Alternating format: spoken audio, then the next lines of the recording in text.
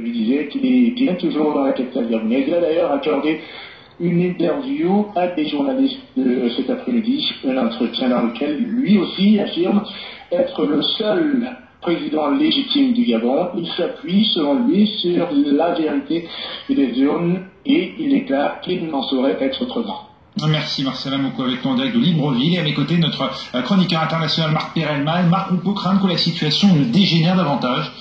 C'est à craindre, en effet, ça va se jouer dans les prochaines heures. Pourquoi est-ce à craindre? Parce que les deux camps restent sur leur position. On a entendu le président Ali Bongo dire qu'il avait gagné ces élections, qu'elles avaient été transparentes, et aussi, et surtout, affirmer que les violences étaient planifiées, qu'elles étaient dues à des groupes de casseurs, et dans son entourage, on a clairement affirmé qu'elles étaient soutenues par des groupes de mercenaires envoyés de l'étranger. Donc clairement, Ali Bongo n'a pas envie de lâcher. Et l'opposition, maintenant, que va-t-elle faire? Elle a affirmé, évidemment, aussi avoir gagné les élections, qu'elles avaient été volées, mais qu'elle refusait de suivre la voie traditionnelle du recours, c'est-à-dire la Cour constitutionnelle, en affirmant que la Cour constitutionnelle est aux ordres d'Ali Bongo et que c'est donc un pis-aller. Reste la rue, à savoir la mobilisation de la rue, officiellement de manière non violente, mais on a vu qu'il y a de la violence qui est prêt à surgir à n'importe quel moment, et aussi pour l'opposition le soutien de la communauté internationale. On a vu des déclarations de la France, de l'Union européenne, des États-Unis, appelant à la transparence et surtout au recomptage bureau par bureau. Ça a l'air assez technique, mais c'est fondamental parce que on sait que les accusations de fraude se situent dans la province natale du président Bongo, le Haut-Ogooué, où il a obtenu des scores soviétiques, que ce soit à la fois la participation et les votes en sa faveur.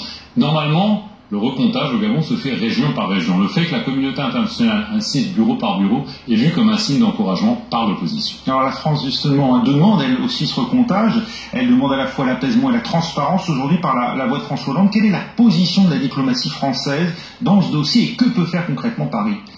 C'est une position évidemment délicate de par les intérêts économiques de la France au Gabon, les liens politiques, personnels. Il y a environ 10 000 Français qui vivent au Gabon, donc il y a évidemment aussi un souci sécuritaire. On est dans un environnement très volatile et le rôle de la France, à tort ou à raison, est toujours vu comme étant essentiel au Gabon. Donc on sait qu'il y a des discussions, qu'il y a des volontés d'essayer de trouver un compromis, peut-être un recomptage partiel, et donc il y a des émissaires qui sont envoyés, ou en tout cas qu'on essaye d'envoyer sur le terrain pour essayer de faire entendre raison aux deux camps. Il est évidemment exclu à l'heure actuelle de voir une intervention militaire française, sauf peut-être si la situation sécuritaire se dégrade sur le terrain, mais on en est évidemment